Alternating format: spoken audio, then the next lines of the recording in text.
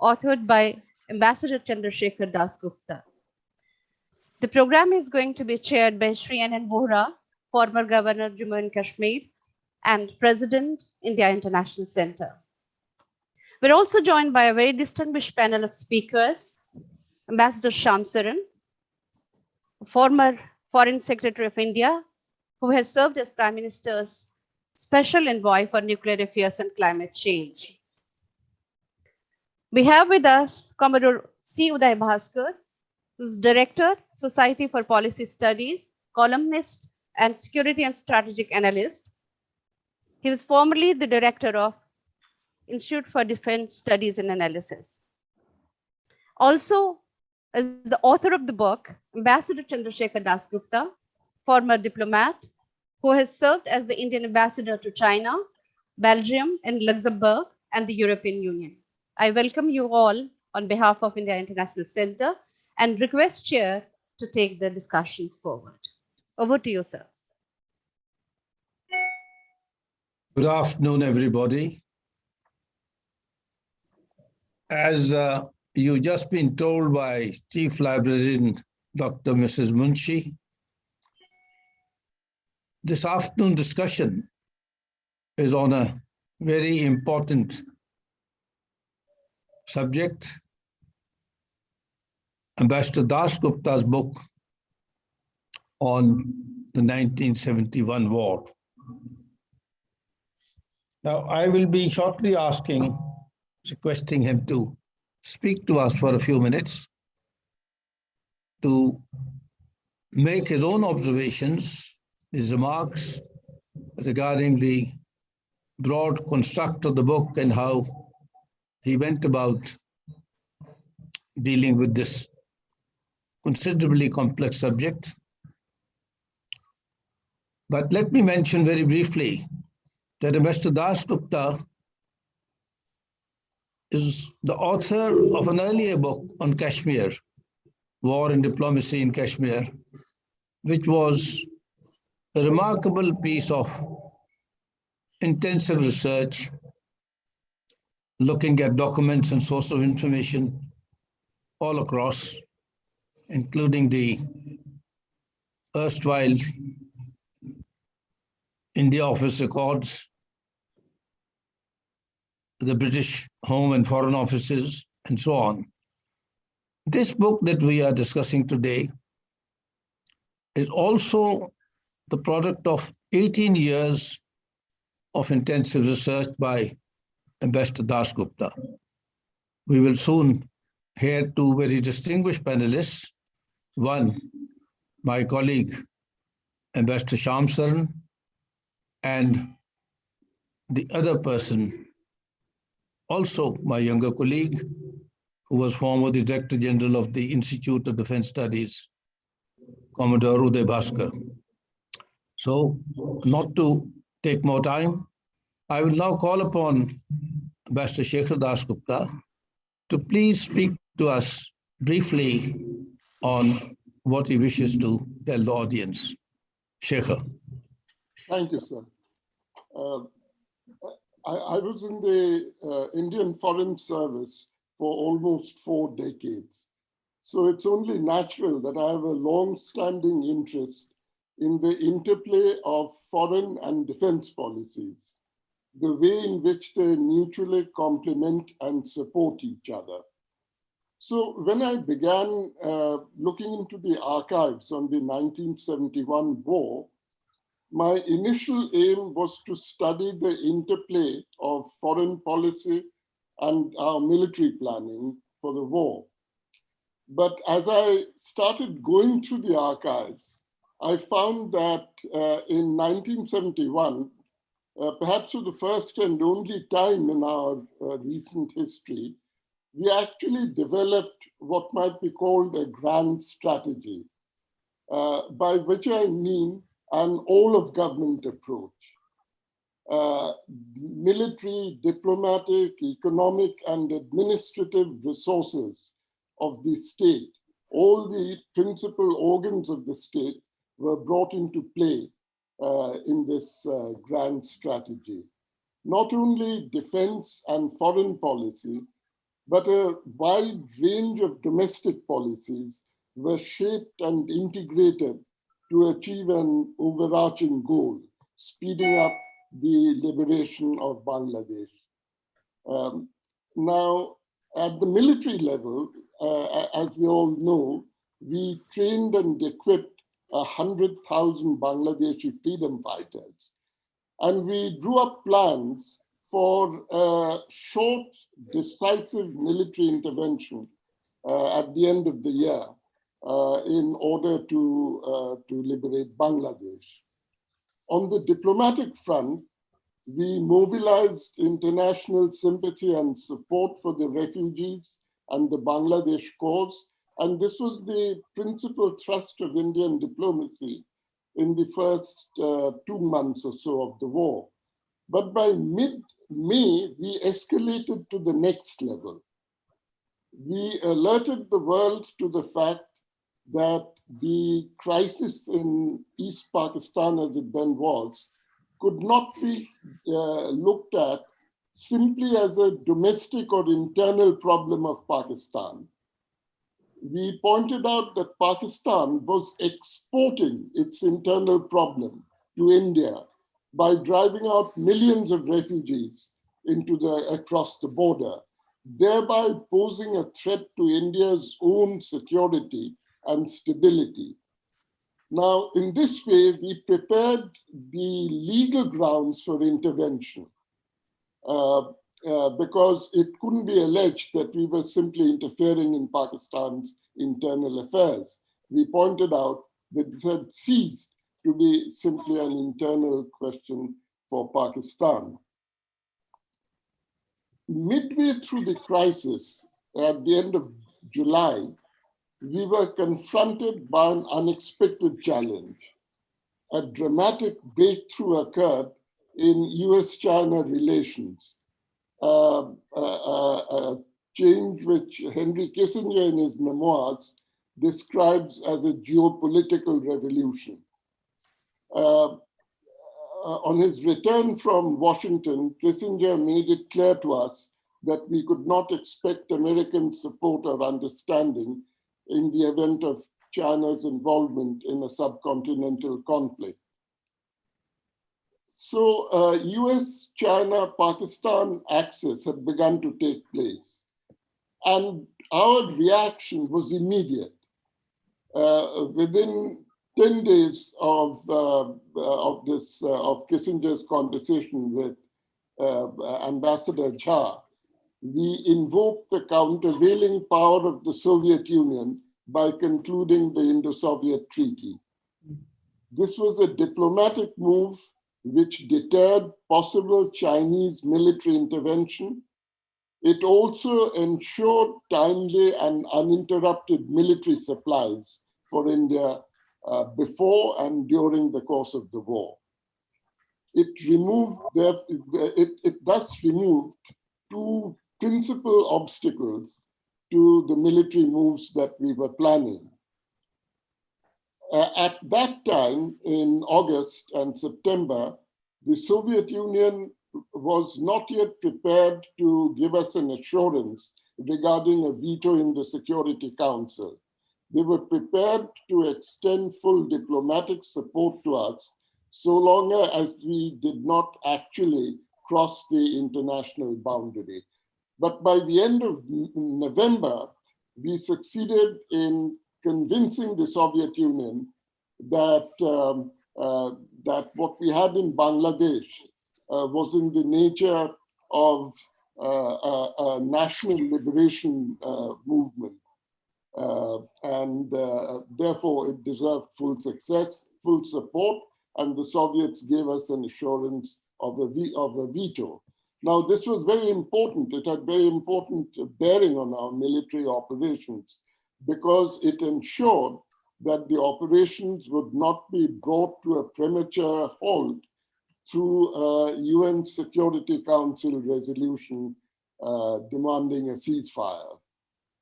So these are the ways in which our diplomatic initiatives paved the way for our military success in December.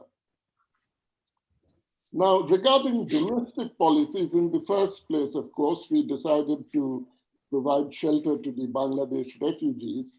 But unlike in the case of all previous refugee influxes into India, we decided that they would not be allowed to be dispersed all over the country.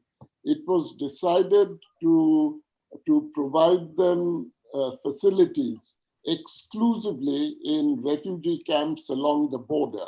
This was to ensure their speedy return to post-liberation Bangladesh. Now, this was a major decision because it imposed huge stresses on the local communities in the border areas. In the case of Tripura, for instance, the refugees far outnumbered the host communities, the permanent residents of Tripura. But this was a deliberate decision because the intention was to ensure that the refugees return to Bangladesh. Another thing, after the initial waves in March and up to mid-April, after that, the vast majority of the refugees were Hindus who were driven out by the pogroms of the Pakistan army. And it was essential to ensure communal harmony. This was a crucial aspect of our role in the Bangladesh Liberation War.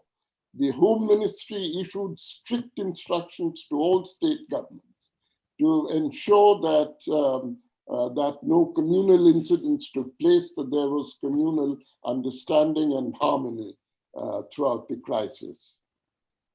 Now, all this was not left to chance. A special committee of secretaries under the cabinet secretary had been set up. And on a continuous basis throughout the crisis, they monitored the implementation of all these policies.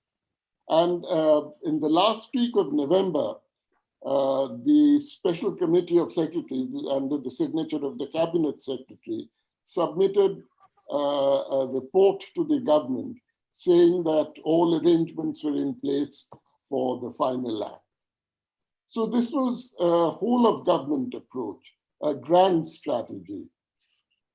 I think, do I have a couple? Okay. Or You're okay, we can hear you. Okay, thank you. So the archives also cleared up a couple of misconceptions or myths that have grown up around the war.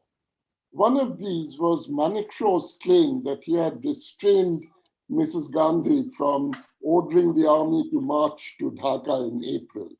Manekshaw did, of course, advise that military operations should take place only after the monsoons. But it isn't true that Mrs. Gandhi wanted him to march into East Pakistan right away. Huxer's briefing notes and minutes in late March 1971 make it clear that the government believed that a hasty move would be counterproductive. The international community would condemn it as Indian interference in the internal affairs of Pakistan, and the Bangladesh cause would lose all support and sympathy. The Prime Minister had no intention of making a premature move for political reasons, quite apart from the military factors pointed out by the army chief. And this fact was appreciated actually in the DMO, the Directorate of Military Operations in Army headquarters. We have the account of Major General Sukhwant Singh, who was the Deputy DMO in 1971, and who wrote a book in 1971, shortly after the war. General Sukhwant Singh records Manekshaw's military objections against immediate action, but he goes on to state, and I'm quoting from his book, political compulsions clinched the issue, unquote, of timing. if India intervened without clearly justifying the action in foreign eyes, the charge that it was engineering the breakup of Pakistan would be established and Bangladesh would be refused recognition by the majority of nations, unquote. So political factors, quite apart from military considerations, decided decided the nature, the timing of our military intervention right from the outset. Thank you, sir. Thank you, Shekhar. I now call upon Ambassador Shamsaran to please make his presentation. Thank you very much, sir. And I would like to compliment Ambassador Dasgupta on a very finely researched book that he has produced, which not only has set the record straight in a sense on this very important event which took place in India's history, but also has put out some of the very important and significant lessons that we could learn from this experience. I would not go into any details with regard to the book because I think all of us have read the book and appreciated the various points that have been made there. I just wanted to raise a few issues with respect to some of the critical elements that have been touched upon. One is, Ambassador Dasgupta, you have stated in the book that it was for good reason that the victory in the 1971 war was not taken as a leverage to settle the issue of Jammu and Kashmir in the sense of what was then the ceasefire line becoming actually the international boundary between the two sides.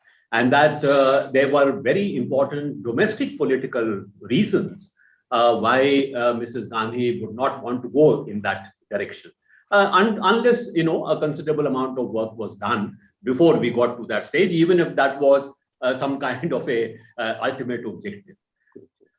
What I wanted to draw your attention to is some, at least other writings, like for example, our own colleague, Mr. Jane Dixit, who was our former foreign secretary. In some of his writings, he seems to indicate that, in fact, this was a very important objective at that particular point of time, and that this possibility at least was raised in the talks between Bhutto and Mrs. Gandhi, and that Bhutto's response was that it would be politically very suicidal for him to actually accept this at this point of time, but that in principle he accepted this objective and he needed time to really sort of build up some kind of a political consensus behind it back in his own country. I would also like to recall that when I was in the Prime Minister's office in the years 91, 92, I had the occasion to look at some of the documentation of that period. And I seem to recall that DP Dhar had, in fact, after 1971, made a couple of visits to Islamabad and had talks with Bhutto. Some of those records were there, where actually this aspect of turning what then became the LOC into the international boundary was actually discussed. That isn't it time that we actually start talking in practical terms about this? But as we know, over a period of time, Bhutto actually stopped, talking about it at all. So it appears to me that at least there is one other interpretation that even Mrs. Gandhi was in fact ready to take that perhaps political risk and was ready to engage in fairly substantive, talks in order to make that happen. So that is one aspect on which I wanted your reaction. The second was that in terms of, what you say, the whole of government approach, the fact that this was one, event where there was some kind of a grand strategy actually at work.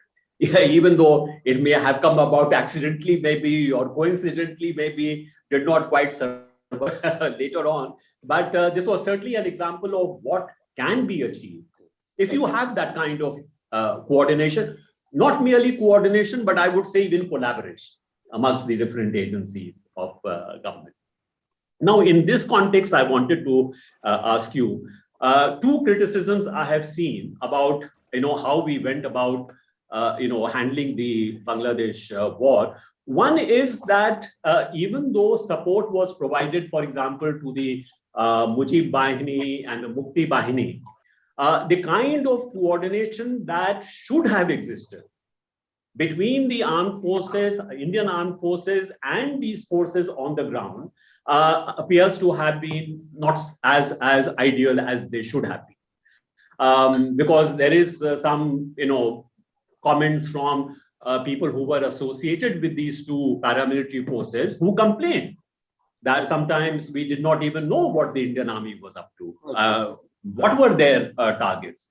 What were the kind to be undertaking? And sometimes this came to us as a surprise. In some cases, actually, it endangered us in some places because we did not know what was happening. That is one criticism. The second criticism is perhaps in terms of what you mentioned about the importance of diplomacy in terms of handling what was at the end of the day a military operation.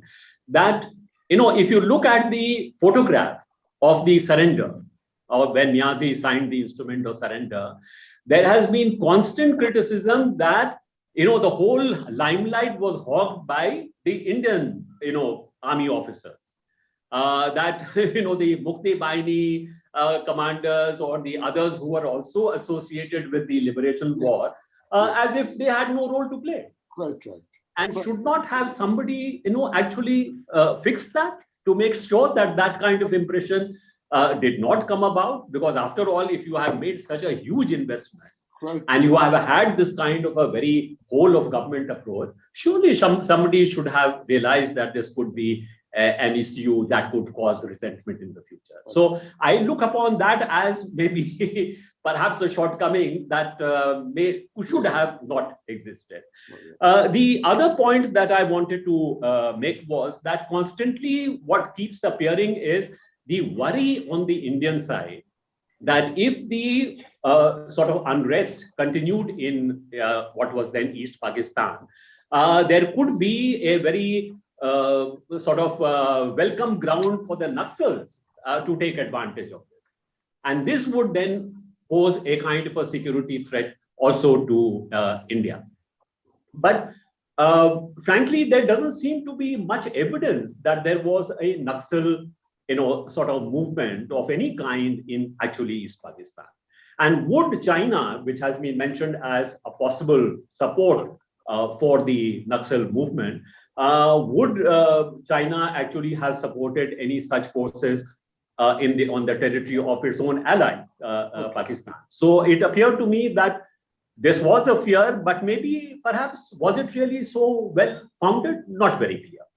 And the last point that I would like to make is that when you are converting the CFL to the LOC, which is what happened, and considerable amount of effort was put into actually plotting very, very accurately the LOC, which fortunately was then available to us at the time of Kargil, because we had this very minutely plotted on the maps. Why was no effort made? If you could perhaps look at this a little, putting on your historian's hat, why was it not possible at that time to actually then settle the issue of going north of the NJ 9842 or whatever is the point? Because much of the problems that we had later on could have been avoided with regard to, say, for example, Siachen. And seems to me that at that time, if we actually had applied our mind to this, we could probably have got this, considering the fact that we had considerable amount of leverage at that time. These are the few questions that I wanted to raise. Thank you very much again for your attention. Thank you very much, Shyam. I now call upon Commodore Uday Bhaskar to please speak to us. Thank you, sir.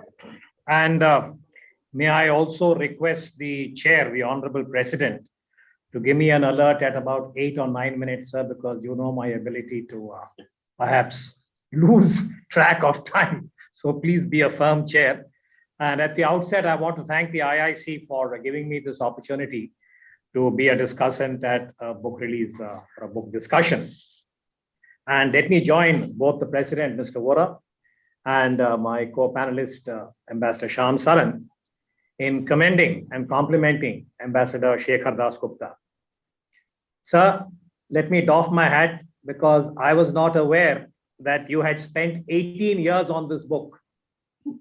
I had seen your first book, and that was definitely a labor of love and very diligent research, and the way in which your first book, I think, filled in many gaps, made us as readers and those with an interest in matters pertaining to India's military history and India's regional diplomacy and areas pertaining to international relations. There was a sense of expectation when your book was announced.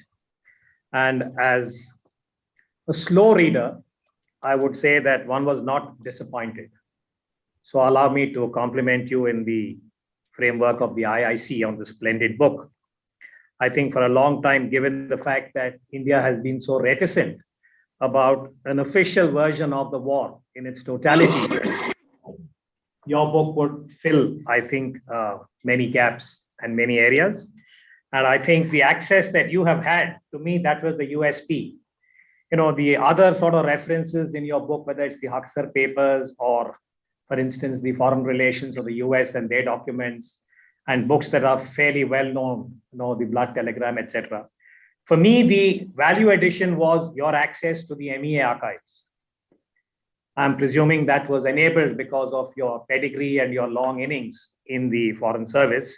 I think for younger scholars, students, and those who are following the subject, this is definitely a very valuable addition. Now, like Ambassador Shyam Saran, what I will do is not make this into a book review. I'm sure there are lots of them that will appear. But in the interest of discussing this and widening the frame, I want to tick a few boxes, sir, for your consideration as the author, and also for the larger audience that is part of this afternoon's discussion. And I want to peg my points on the 1971 war and India's distinctive strategic culture. I think all your chapters in different ways point to what I would call as India's characteristics when it comes to warfare. And the three areas which I thought I would try and dwell upon. Number one, this is something that I've said in the past, so you'll forgive me if I'm repeating myself, because I recall that we said this at 50 years of India's independence in 1997 in the IIC, where along with Ambassador Damodaran at that time, we had a series of discussions. And one of the points I had raised then, and I'm repeating it now, is that why is it that India's narrative of 1971 is tenacious in referring to this as liberation of war? The 1971 is always prefixed or suffixed as a liberation war. And we talk about the liberation of Bangladesh. For me, as a student of security affairs, I have argued, perhaps it's a solitary kind of voice, to say that there was no Bangladesh. So we did not liberate Bangladesh. The scale of India's victory, I think, also is couched in semantics.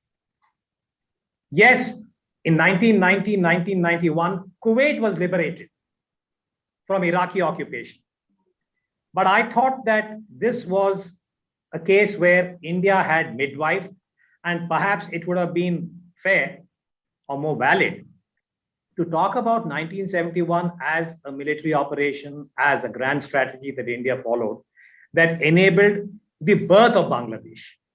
Because Bangladesh is sui generis, meaning that before we had the victory and the way in which Bangladesh came out of the political map, there was no Bangladesh. So to that extent, I just thought that there is a lot here about why do we insist, even 50 years later, talking about liberation when I think personally that perhaps we should make a case to say that we midwifed. And this is emphatic because if you look at the period between 1945, August 1945, the end of World War II, to 1991, December, when we have the end of the Cold War and the implosion of the former Soviet Union, there is no other country in the world that has enabled the birth of another nation. All the new countries that come onto the global political map are after the end of the Cold War. So I have long felt that this is a case where I think India has been reticent about the scale of its victory, but that is one point. The second area which I thought I would bring up for consideration both by the author and this audience today is the military dimension of the war. Now, Ambassador Dasgupta in his opening remarks had drawn attention to his own research and findings. And, there is a popular narrative about General Manekshaw, Prime Minister Indira Gandhi, the meeting in April, and the way in which it has been. There's a popular narrative. The author has very, I think, rigorously proved that this was not the case. And yes, I think when I recall and having had occasion to meet the Field Marshal in later years, there'd always be a twinkle in his eye, when he spoke about this. Now, I think wars generate their own mythologies. So I want to leave that aside, and we'll accept Ambassador Dasgupta to say that there were clear political compulsions. This was a very considered decision of the cabinet and the core group that advised the Prime Minister. And we have the equivalent of a Sam Manekshaw burnishing about this. That we could leave aside. Because I tried to research this over the years. And at best, I think I saw the coffee table book written by his former ADC, where there is a reference to a lecture where this particular so-called, shall we say, conversation was supposed to have been recorded. But as I said, I deliberately am leaving it aside. My larger point on the military dimension is that in the course of the book, my observation, sir, Dasgupta, sir, for your consideration is that perhaps you rely more on the version that has been, in a way, advanced by General Jacob. Now, I just want to make 3 sub-points along this military dimension or the military strand, that in the 1971 war, by the way, Lieutenant General Jacob was a very dear senior colleague of mine in the IIC elsewhere, like many other young officers from the armed forces. We looked up to him and he was a great raconteur, and, we have lots of bending of the elbows, to put it mildly, over what happened in that war before, after, and so on. But I think if you look at this very objectively, he was a major general in the war. Yes. He was chief of staff of the Eastern Command. He had an army commander above him, a lieutenant general, a 3-star officer. And then, of course, you had army headquarters and the chief, the 4-star, General Manekshaw. So the suggestion that the planning for the war, the way in which plans were conveyed to Delhi, and political objectives and aims, your book, sir, I would make the case, relies considerably on General Jacob's version. To an extent, you also have quoted General Sukhwant. But the degree to which credit has been given to General Jacob for his clarity, and there are some sections in the book, for instance, you talk about political clarity where General Jacob has questioned the aims and objectives and what he had conveyed to General Manekshaw. All this is post facto. I think this would be the equivalent of suggesting that the director in the office of the foreign secretary is responsible for India's most emphatic diplomatic accomplishment, say the India-US nuclear agreement. So that is the analogy I'm giving to many people in the military who have seen your book. And I'm just sharing this with you. When we spoke about it, it seemed that the emphasis on General Jacob is perhaps not warranted, because even in terms of planning for a war, I mean, every military person is aware, every command headquarters takes its inputs, the chief of staff puts it together, and then it goes up the ladder and so on. That's one point. The second, you don't mind my saying this, for those of us in uniform, when we look at 1971, General Sagat Singh's crossing of the Meghna River was the definitive turning point. It altered the entire character of the war. and the tempo of the war, it extended the scope of victory and various other things followed. But sir, in your book, General Sagat gets a passing mention. One reference in the index on page 101. Yes. And that too because, according to your narrative, General Sukhwanta suggested to Sagat that why don't you do this? Again, there are other versions. So I just thought that, in terms of research and methodology, Yes. that whether or not this could have been complemented or refereed with others as far as the military dimension is concerned. Let me continue with this. In terms of how you have come to your conclusion, I found this also, again, very, I would say, instructive to me in terms of the strategic culture of India that I speak about. In one of the concluding parts of the book, you have talked about the core group that was advising the Prime Minister.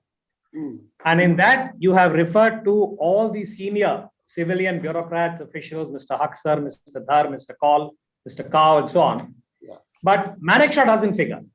Yeah. Now, this again is at variance with the versions that we have heard. But since you have had access to the papers, I'm just again putting this out there to say that even 50 years after, we do not have, I would say, as clear a sense about whether or not the military had any kind of input to give, or were they only available when consulted by the core group or the Prime Minister. So this is the question that comes to my mind. Absolutely. And towards the very end, there are two other points. President sir, do I have another 2 minutes? Vora sir? Yeah, another 2 minutes. Okay, thank you. Okay. I just want to touch upon the research methodology and the way in which you have, I think, very valuable addition were the MEA archives and the Haksar papers, and the various references to American authors and also the FRUS, the Foreign Relations US, the documents that have been made available. I want to share, sir, with this audience a conversation that we had in the IDSA in the early 90s when Mr. Narasimha Rao was the Prime Minister. We hosted Mr. Primakov, who had not yet become the Prime Minister of Russia. And in the course of that conversation, we were trying to get a sense. I'm not saying we spoke only about 71. At that time, it was about the end of the Cold War and the way in which things had happened. But I do recall one conversation one evening because I was his local Sherpa. We spoke about 71.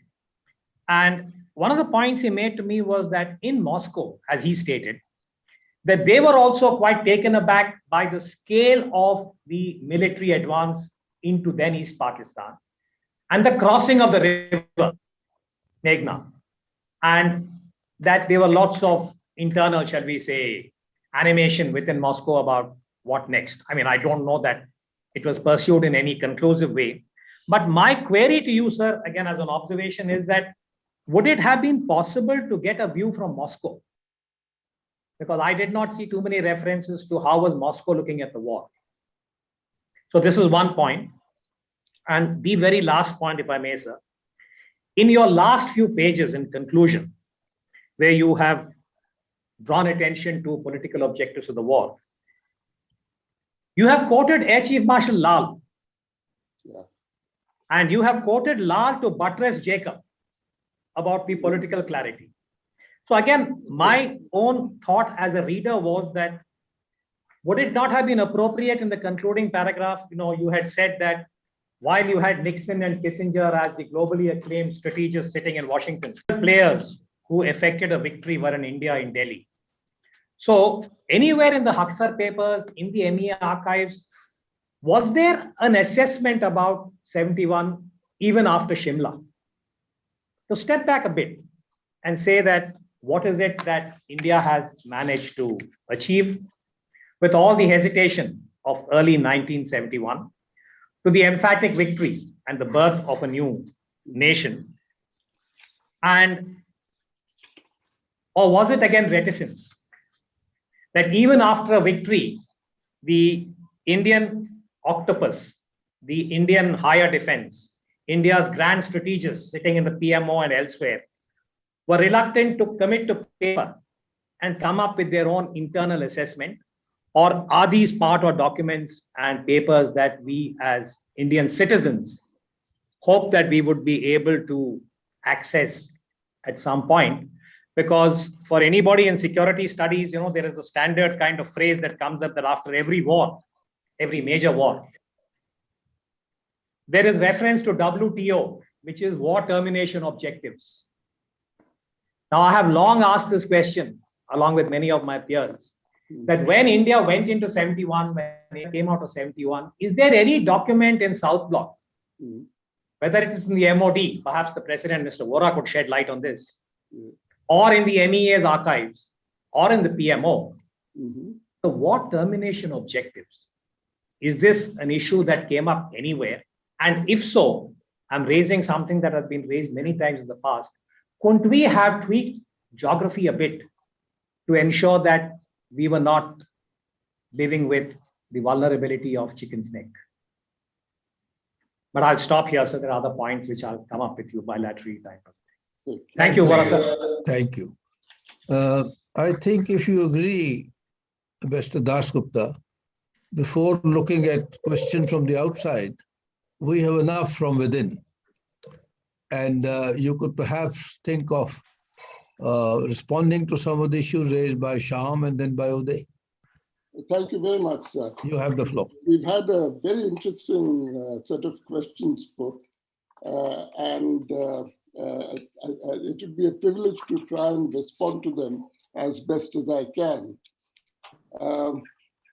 The first one was, coming to the questions raised by Mr. Shamsaran.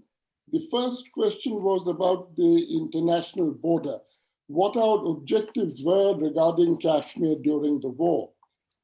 He cited some writings of Mani Dixit, a very dear friend, who at that time was director of the special division dealing with Bangladesh, where he seems to have suggested that that a final settlement of Kashmir was our aim, if I understood him correctly. Well, let me say exactly how I read the data.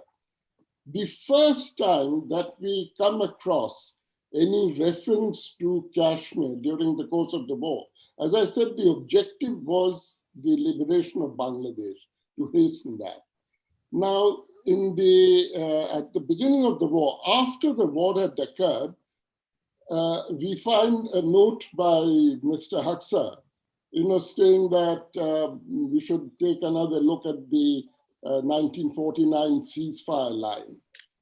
Now, on the 12th December, the Foreign Secretary, Mr. T.N. Cole, indicated to Ambassador Bush of the United States that our aim was to negotiate with Pakistan a new ceasefire line reflecting the ground realities of the war. But our idea was not to impose this on Pakistan, but to negotiate them with Pakistan. This intention was spelled out more clearly on the 21st December, when the Security Council adopted a resolution noting that the war had ended and calling upon the two sides to withdraw their soldiers, their forces, to their side of the border, fully respecting the 1949 ceasefire line. Now, we were not, of course, a member of the Security Council, but we were in the audience, and Sardar Swaran Singh said, after the adoption of this resolution by the Security Council, he made a statement saying, India notes the resolution just adopted, notes, not that we approve or we accept, we note the resolution. And then he goes on to say, and I'm now trying to find, now this is the quote from his statement. He stated that there was I quote, need for making some adjustments in the ceasefire line in order to make it more stable rational and viable, end of the quotation. So this was India's objective, an objective which was followed, which was actually achieved during the Simla conference.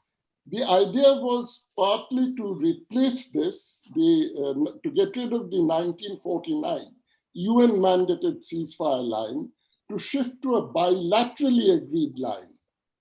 The importance of this shift was that it reflected a movement away from multilateral fora to bilateral fora for settlement of India-Pakistan disagreements or issues. It will be recalled that at Tashkent, we had tried a similar approach to get a new ceasefire line, which would take into account some of the tactically important positions we had gained, such as Hajipir. We were unable to secure this at Tashkent. And Shastri had to give this point up. In 1971, we succeeded in securing a bilaterally agreed line of control. Was it our intention to go beyond this and to actually to convert the line of control into an international border?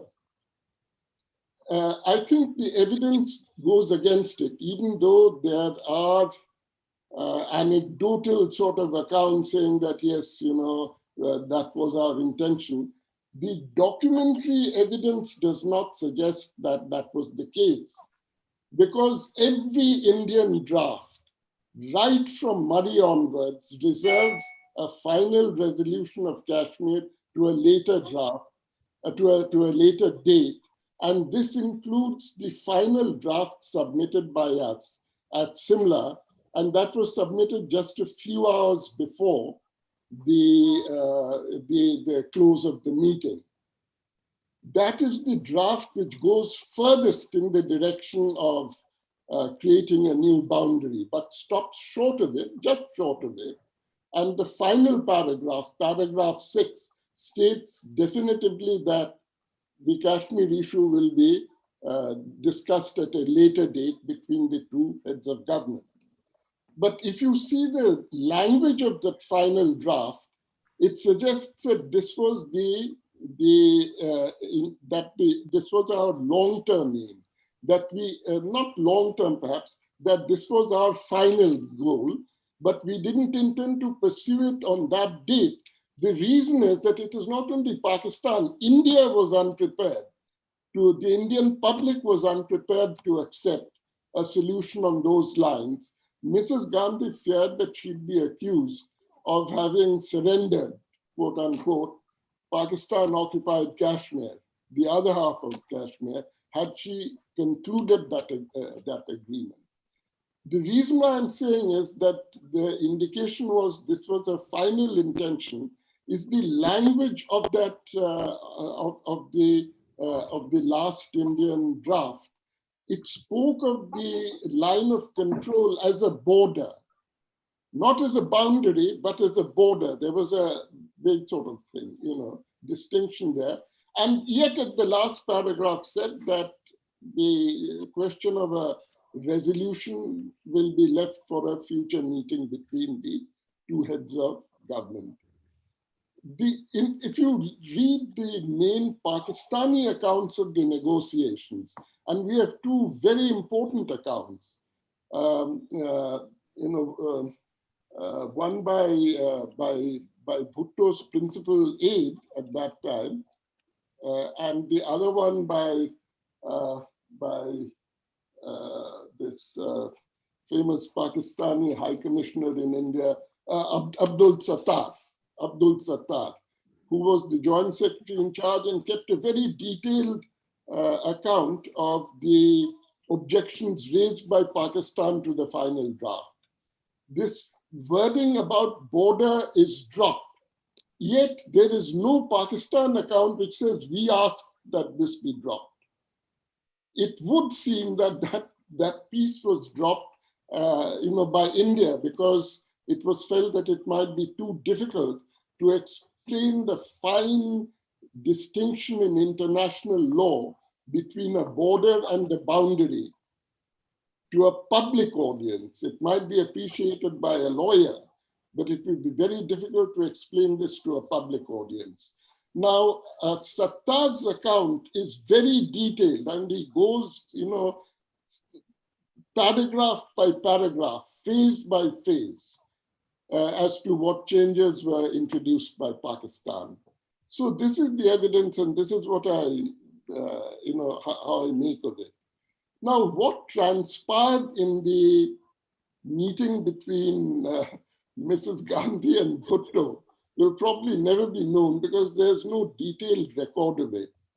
The only reliable record I could find on the Indian side was the briefing given by Sardar Swaran Singh immediately on his return from Simla to the Soviet ambassador. And there what he said really corresponded to what happened later. He said that the assurance that Bhutto had given Mrs. Gandhi was that he would not raise the Kashmir issue at the UN or another international forum. However, for his own domestic public, he would still keep on referring to UN Security Council resolutions, Pakistan's claims, etc. And we again know from Rafi Raza's account that he came to India shortly after Simla and sought a meeting one-to-one with Mrs. Gandhi, where he gave a full account of what Pakistan had been doing, stressing that though Bhutto had made a number of statements in public, as he had said he would do at Simla, he had not gone to the Security Council. So it seems to me that it was Mrs. Gandhi's intention in the not too distant future to find a final solution for the Kashmir issue. But it was not her intention to do so in Simla itself, because she thought that she'd meet strong criticism from the opposition parties and the Indian public. So I think what you said about DP's visit to Islamabad, where he referred to this need for an early solution, fits in with, it is not contradictory, it fits in with what I said, with my account. Unfortunately, shortly after the Simla, not many years after the Simla Agreement, both, Bhutto and Mrs. Gandhi found themselves in very difficult sort of straits domestically. And, I think it became impossible to proceed with what they had hoped to achieve. The line was taken up much later by the two sides, but we yet have no agreement. Now, about the whole of government approach, I think Mr. Shamsaran has quite rightly pointed out various deficiencies in this, but it does not, it qualifies the whole picture, it does not contradict it. Because, I can't think of another case where the government of India coordinated the activities of its various arms so closely as it did in 1971, and in such a conscious way. Ambassador Shamsaran referred to this criticism about lack of coordination between the army and the Mujib Bahini. That's absolutely true. The Mujib Bahini was run by RAW, and the Mukti Bahini by the army. Were assisted by RAW and the Mukti Bahini. And there was an absence of coordination, and that was because there was a split in the Bangladesh, among the Bangladesh freedom fighters between the Mujibnagar government and the student leadership, who were at odds with one another. And this was reflected again in the relations between the Mukti and Mujib Bahini and their respective patrons in the Indian government. The photo of the surrender, he's absolutely right. In fact, I pointed out in the book, in the chapter called Victory, that the picture fails to capture the political grandeur of the moment. What it does, it registers an Indian military victory over Pakistan, this iconic picture of the surrender ceremony in Dhaka. It does not show the jubilant crowds in the background. It fails to show the representative of the Bangladesh forces there, who was present on the occasion and who was standing right next to Admiral Krishnan. And it shows only senior Indian officers. Now, I imagine this is because they went by protocol and they showed, only the senior most officers there. And the top-ranking Bangladeshi officer did not have a rank commensurate to that of the Indian soldiers present on the scene. In fact, Osmani himself was just a colonel, till that day. So I quite agree with what he said. In fact, I've said so in my book, that the picture fails to capture the grandeur of the moment. Then the question about the Naxalite threat, whether it was based on evidence. Well, perhaps it wasn't, but that is not the question. The question is, what were our fears at that moment? We mustn't forget that in 1970, the Naxalites posed a very serious menace in West Bengal. And not only in West Bengal, but in a number of other Indian states as well. So looking at it from today's point of view, we might have thought that this is an exaggerated fear, but it was a very real fear in 1971. And I'm recording the facts, not whether our officials were right or wrong in their assessment. This was one of their fears. In fact, another fear they had was that the Bangladesh movement might evolve into a movement for the whole of the Bengali-speaking areas of the subcontinent, including West Bengal. Now, this was a serious fear at that time. I remember attending a meeting as a junior officer where Mr. Keval Singh, who was in Islamabad at that time, came and briefed us on a meeting he had with Bhutto, where he said that Bhutto was confident that we'd never do anything in East Pakistan because he knew that we feared that a united Bengal might be the end result. What astonished me was that nobody in the audience questioned this absurd assessment. It seems absurd to my generation. It did not seem absurd to the people, to the generation of those in power in office in 1971.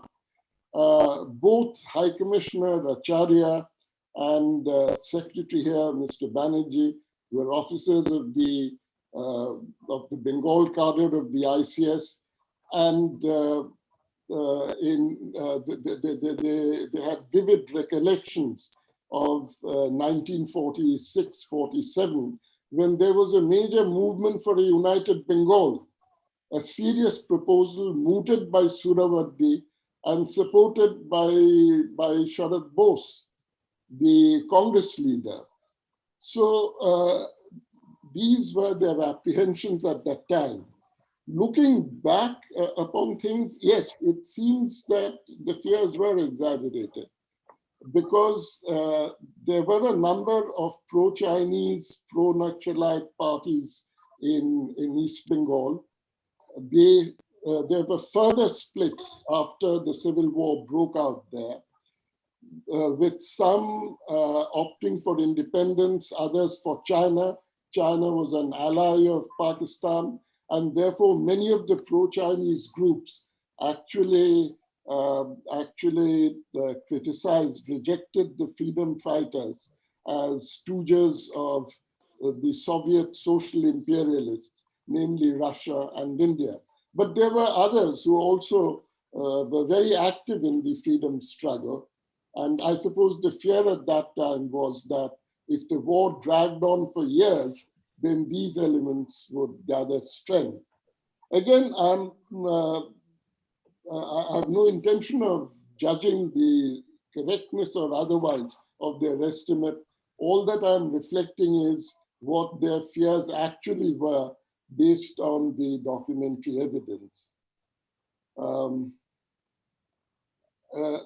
Another point which Ambassador Saran made, a very valid one, was why did we not convert the new line of control? Why did we not extend it direct north up to the China border? Well, the fact is that this never occurred to anybody. The actual delineation of the line of control was done by army officers. And later I recall a senior army officer, I can't remember who it was, but he's on record as saying that, well, actually it never occurred to any of us. So that is the answer. That's why that did not happen. Yes, now I turn to Commodore Uday Bhaskar, who made some very interesting and observations. The first was about the nomenclature. Why do we describe the 1971 war as the Bangladesh Liberation War? Why not as the war for the birth of Bangladesh? Well, I think the reason is that we were adopting nomenclature, which was formulated by the Bangladeshis. They describe it as the liberation war. And there are good reasons why we should fall in with this definition rather than to describe it as the war for the birth of Bangladesh. The Bangladesh official account is that Bangladesh was born on the night of 25th, 26th March, 1971, when the crackdown took place. That at that point, the Bangladeshis had declared for independence and the nation was already born there. And that was the claim of the Bangladesh government in exile in Mujibnagar. So we simply adopted that. And Commodore Uday Bhaskar is absolutely correct when he said that when he noted that this was the first time that a secessionist struggle had succeeded since the end of World War II. In point of fact, this was a point repeatedly made by Huxer in writing to stress that we needed to prepare the diplomatic ground for the war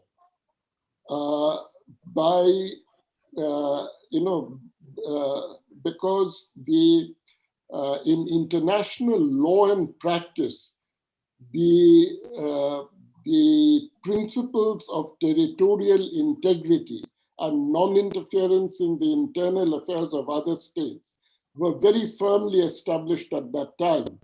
It was only after the Cold War that theories of humanitarian intervention found traction.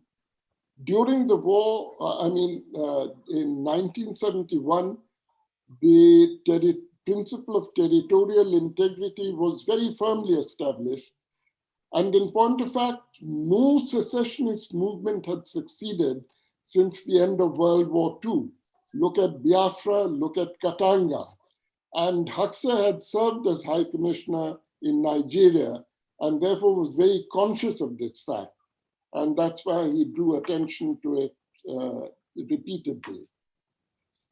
Now, regarding the military dimension, he had a question which was that when I talk of the core group of policymakers, of advisors to Mrs. Gandhi, do I include Manekshaw?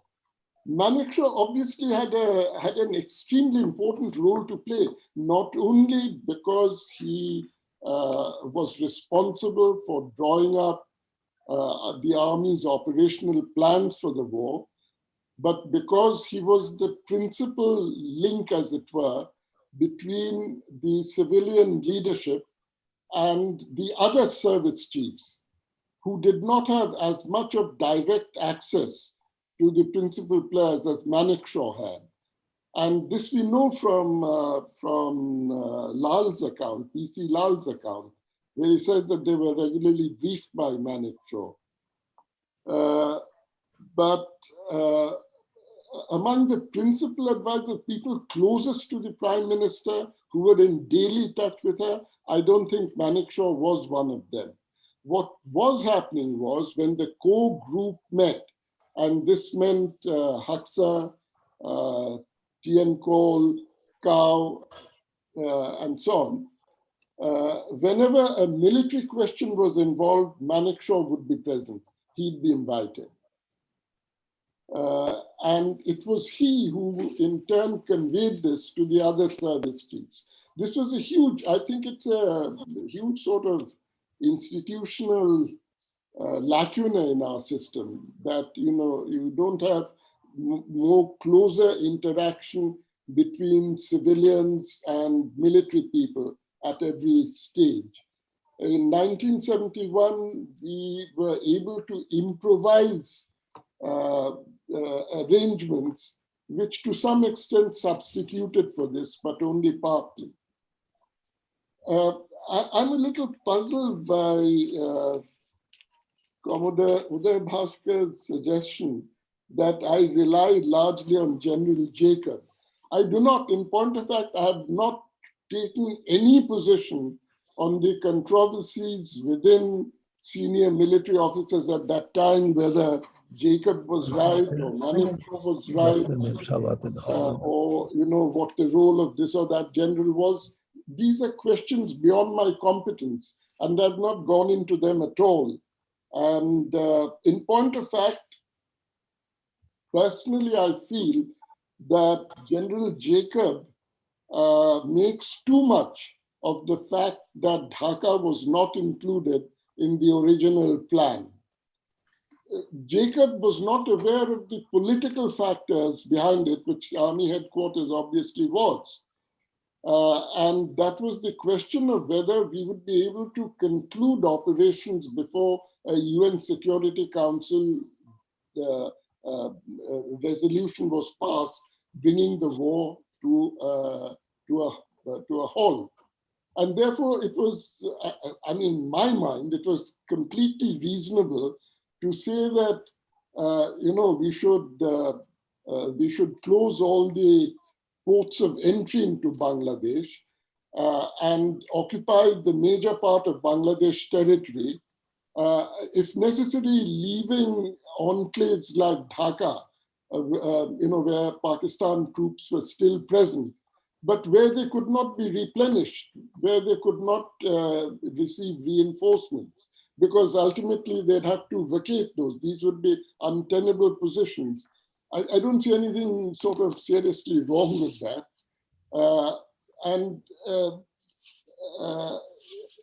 Not in the main text of his book, but if you look at Appendix 1 of Jacob's book, there is a letter that he wrote to Manekshaw after the war, in which he says that it was only on the eve of the war that Army headquarters developed the concept of quote unquote total victory, by which he means occupation of the entire territory of Bangladesh. What Jacob was not aware of is that this is because the Soviet assurance of a veto was received only at the end of January. So this informed thinking at Army headquarters, but there was obviously no time left to formulate new plans, for a war which was to begin just a few days later.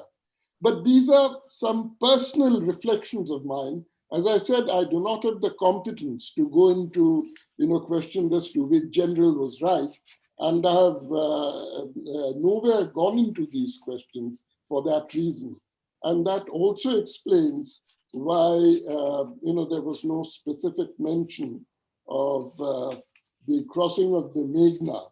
I was aware of that. I thought it was very impressive, but I didn't think, I'm not a military historian, and that's not a question that I've gone into at all. So I'm a little surprised that people should have formed the impression that I was somehow pro-Jacob or anti-Manekshaw. That's not the case.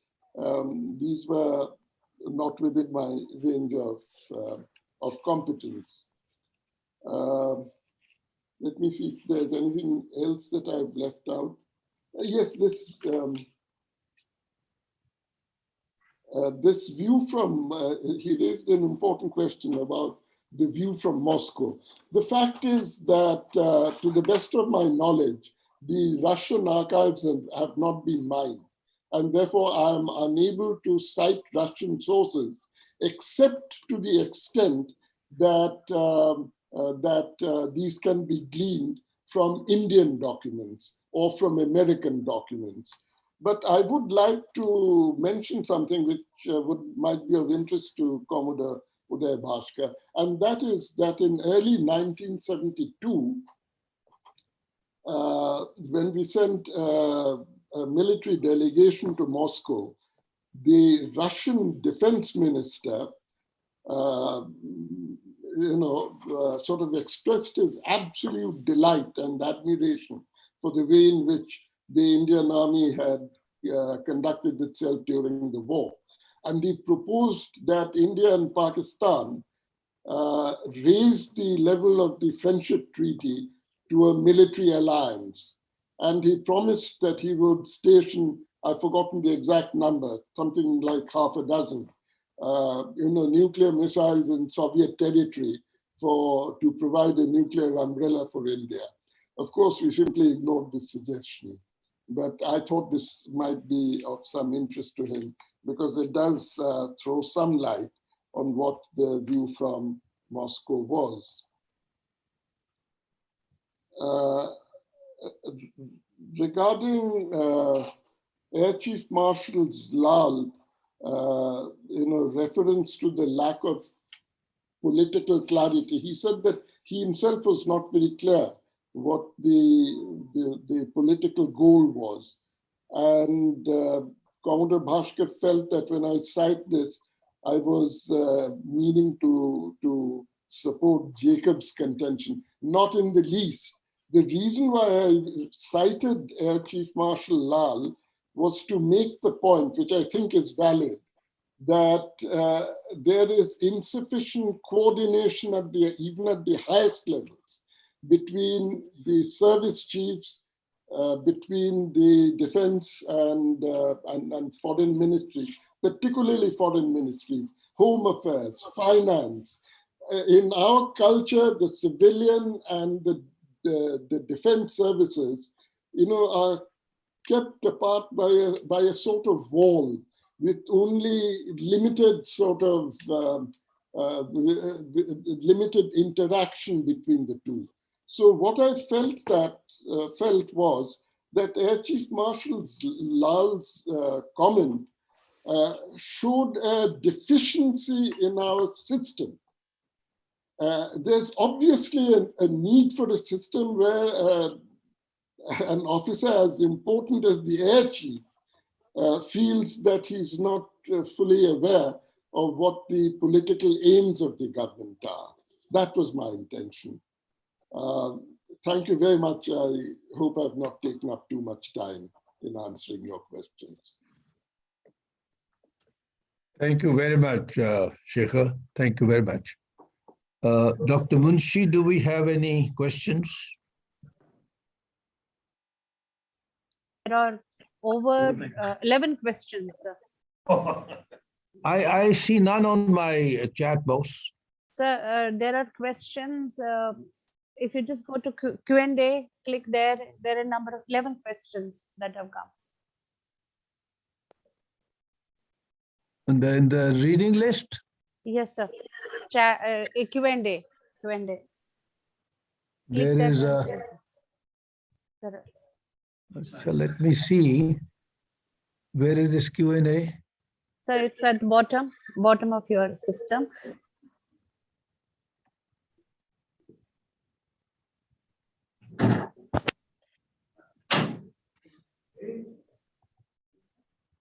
Bottom of the system. Yeah. Where chat shows Yeah, share yeah. screen. Yeah. So there are 11 questions. Right. Thank you. Click that. Sir. Yeah.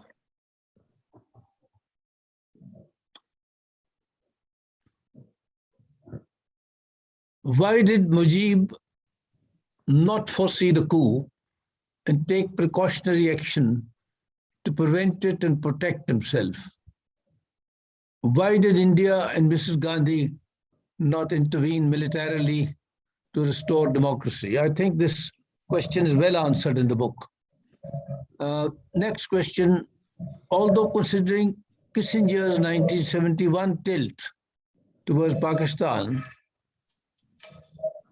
did the USA also secretly convey to India that the USA would not strenuously oppose a quick international humanitarian intervention of India into East Pakistan because of the tremendous flow of refugees by October-November 1971? Accordingly, could you say that India's 71-72 action was a primary case of international humanitarian intervention? Shekhar, if you kindly note down, then I'll revert to you after this. Right, sir. Next question. I enjoyed reading this well-researched book. The book explains elaborately Mujib, although growing up years, we had heard a lot about General Manikshaw's contribution to this war. In this book, we read about General Jacob's contribution more than what was General. I find that the role of Manekshaw is kept to minimum in this book. What was the reality?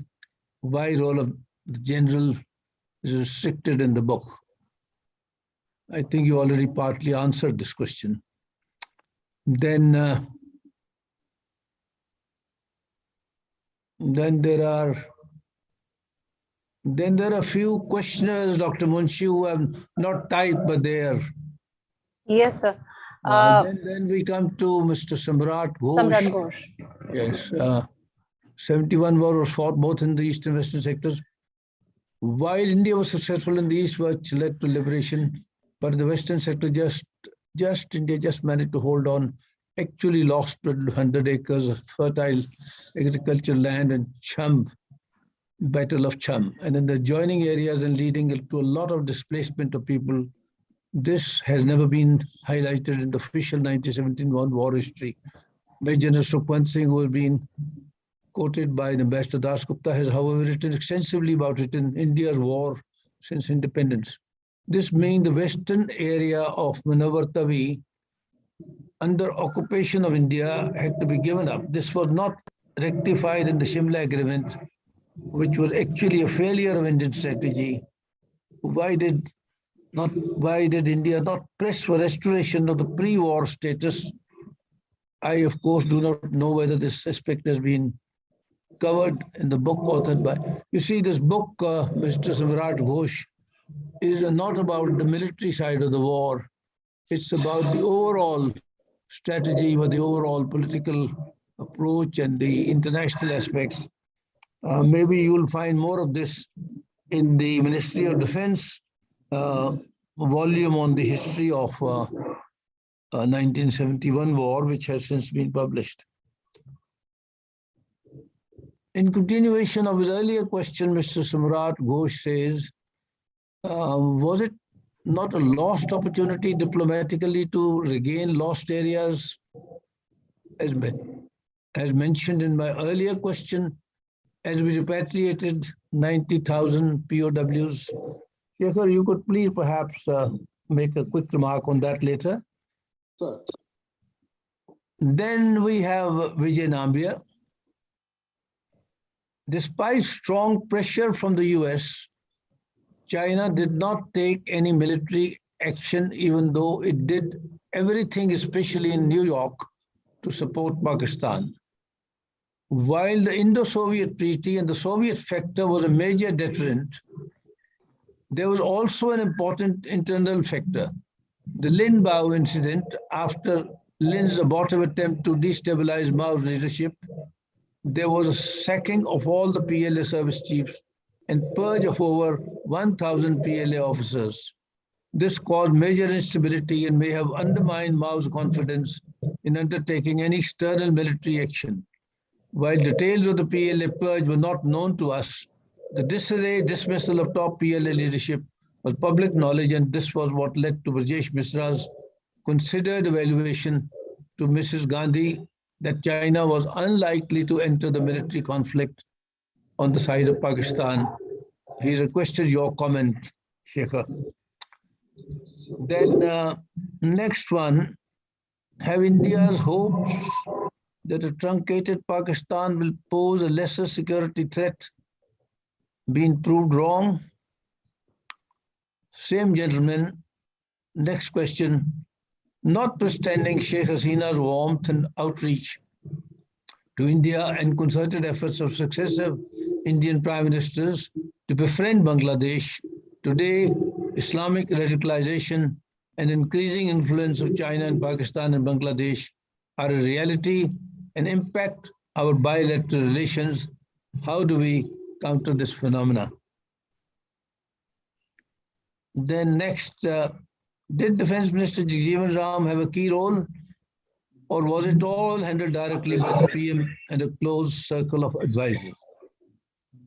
Next, would India have intervened militarily if Pakistan had not launched its attack in the West when they did? So this is a roundup, Shekhar, of various questions. I think one or two of them definitely deserve a comment. Vijay Nambiar's pointed question, you may wish to make some comment, though it is a little off the parameters of your book. So you go ahead, Shekhar. Thank you, sir. Okay, the first, whether India could have justified its actions in 1971 on the ground of humanitarian intervention.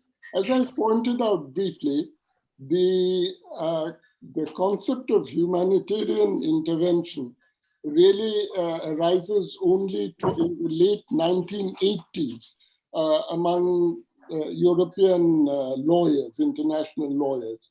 And it found acceptance only after the end of the Cold War, when the United States was in a position to choose sort of instances, cases where it wished to intervene on humanitarian grounds. It was only when there was no countervailing power in the international system that there was this evolution in international law to permit humanitarian intervention.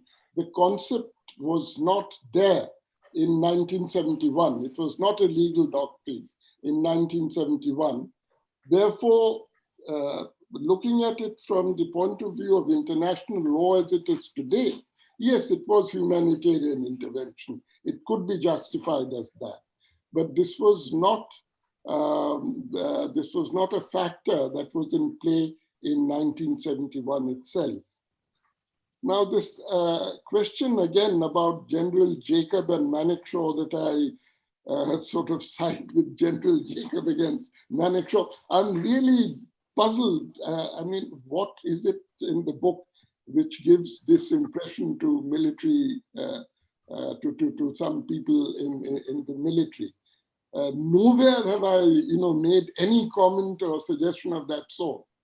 So I'm a little bewildered by this, and I don't know what to say, except what I told Commodore Uday Bhaskar, namely that this is not my intention. And I don't think I've said anything in the book which suggests that I was siding with one or the other general. The other question was about Munawar Tawi and why in Simla did we not insist on retaining it. The thing is that this Munawar Tadi question was not dealt with in Simla at all. Simla established the principle of a new line of control. After Simla, there were a number of meetings between the military authorities of the two sides where these details were worked out, where exactly the alignment of the new ceasefire line should lie. It has nothing to do with Simla at all. Ambassador Vijay Nambiar's remarks, I think, are very important and interesting comments and observations on China's position in 1971. I don't deal with this in my book about China's position in any detail because, I mean, there's no new light that I could shed on it. Ambassador Nambiar is absolutely right when he says that our ambassador or our charge d'affaires in China at that time reported that China was unlikely to intervene militarily. And this was based, as Ambassador Nambiar said, on his reading of the internal political situation in China. But I might add that I also think that it was based on inputs which he had received from Bangladeshi officials in the Pakistan embassy in China. The High Commissioner and the Counselor, and number 2, were both Bengalis. And at least the Counselor, I know personally, was in close touch with our embassy. In fact, in Kishan Rana's book, in one of his books, he has a footnote which says that these Bangladesh officials secretly met with our charge d'affaires in Beijing. We also know that a full report of a meeting of Pakistan heads of missions, which took place in Geneva in August. A full report of this, including the assessment of the Pakistan ambassador in Beijing at that time regarding the Chinese attitude and the extent of support that might be expected from China. All this was leaked to the Indian side by Bangladeshi officials.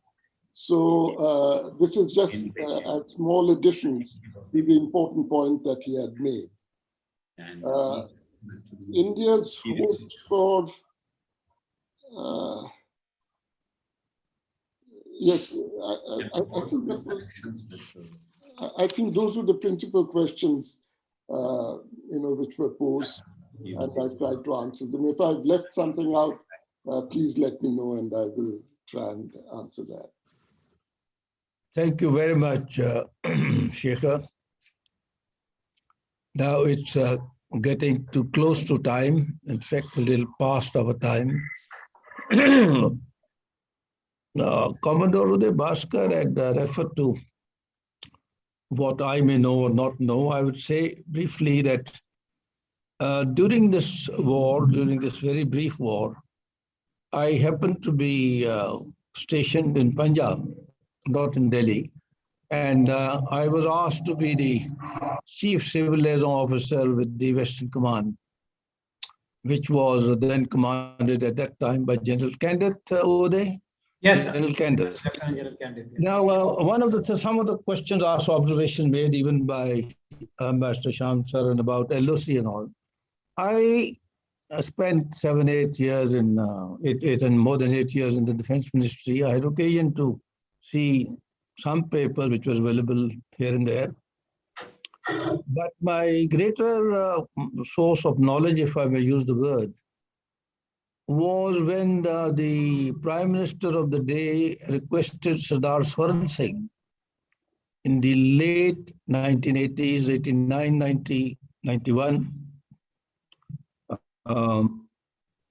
to chair a small group of civilians, including Dr. Karan Singh, and I was there to look at what was happening in Siachen, and Sham referred to NJ 9842, beyond which we didn't draw the line, is the actual ground position line. And my other old contact, Abdul Sattar, to which has been made, he was the distinguished High Commissioner of Pakistan in Delhi. Then he was the Foreign Secretary of Pakistan, and subsequently the Foreign Minister of Pakistan on 2 occasions. The last I met him was when he accompanied General Musharraf as his Foreign Minister to Delhi, when J.N. Dixit and I were asked. We are both retired. Prime Minister Bajpayee ji asked both of us to meet him, which we did, preparatory to Agra and so on.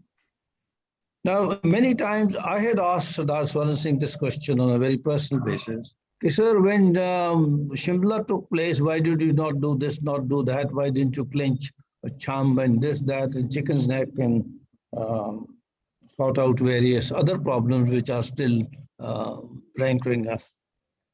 And he told me what the author has written within the paraframe, within the parameters of his own writing, that Madam Gandhi and Sardar Swaran Singh, and I do believe some other senior leaders, were very sensitive and very clear not to stretch the Shimla talks to areas and issues relating to Kashmir, because they felt, not only Madam Gandhi, but Sardar Swaran Singh equally strongly, that where is the public opinion who has mandated us to deal with this conclusively? And as the author just mentioned, that people would accuse the Prime Minister of having given up POK. So this and CHN and other things, and Abdul Sattar, who I got to know fairly closely over the years, because I was in defense for long, then I, post-superannuation, I was, along with other foreign service colleagues, on the track too with Pakistan. He also stated in clear words on many occasions when I said, what the hell did you want and what did you get out of it and why didn't you do this or that? And he also expressed very strong reservations on Pakistan government's capability or confidence at given points of time to settle this or that issue with India. And what Commodore Uday Bhaskar had referred to marginally was that we could have done something better on the Western frontier. There, as the author explained to some length, the military doctrine at that time, our military doctrine, theater of war in the East, and to deal with the operation they had in mind, the mandate they had. And on the Western Front, the army chief had, with prior consultation with the civilian authorities, political consultation, decided to tinker around and not to raise the level of combat, because they were concentrating more in the East. So many things could be said about. One of the questioners has raised this question of 1,200 square kilometers of land in a strategic point in Jammu province and so on. All these factors were there. But then, having said all that, and the comments that Ambassador Shekhar Dasgupta has made already, I would reiterate Commodore Uday Bhaskar that at no point of time in the history of Ministry of Defense and Service Headquarters was there greater unanimity, convergence, and cooperation as was forged at that time in General Manekshaw's time with his other 2 chiefs. It is a fact from what little I saw in the past records in defense that General Manekshaw was acting as the conduit, but on about a dozen occasions, the Air Chief and the Naval Chief were also briefly invited to express their views and their comments on all the grand strategy. And here again, looking back, I would say I retired 25, 26 years ago, that the level of convergence and the confidence which was generated that time, which I saw even was I've never witnessed thereafter. I spent many years myself there. The contrariness, the suspicions, the doubts, and the talking behind each other's back. The services were never close together for various reasons, as Uday knows himself. There are always small matters which get jacked up. But I would close my remarks by saying that we invariably talk of national strength, a grand strategy which the authors used. And here was one great example, shining example of national strength. The level of preparation today of West Bengal, Assam, Meghalaya, Tripura, the civilian authorities, the raising of the refugee camps, the coordination with the East Pakistan, who started calling themselves the Bangladesh, their Mukti Bahini and their other volunteer forces, coordination with us on our side, coordination of our ground officers, both military and civilian with Delhi, the responses, the speed at which they were made. I can tell you, I have seen those records in the military operations branch and the army headquarters. Those are wonderful time, that coordination. And that today, after so many years, 50 years, I think it doesn't behove us to say that General Jacob did this or that and General Manekshaw didn't do this or that.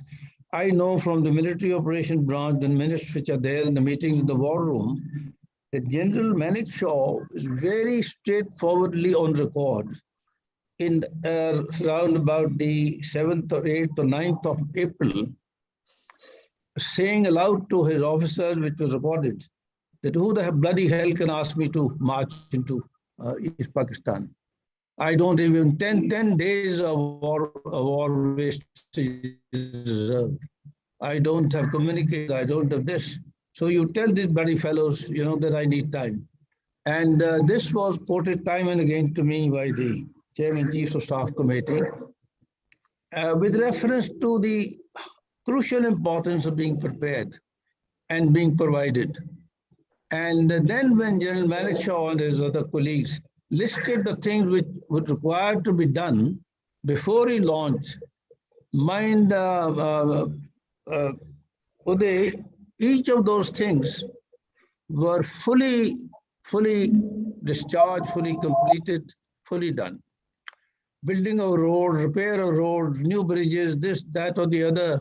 Now that kind of work in less than 6 months is really a wonder, because I have been involved in some other urgent engagements and so on, but I have never seen that kind of efficiency by the MES, by the military engineers, whoever else, civilians.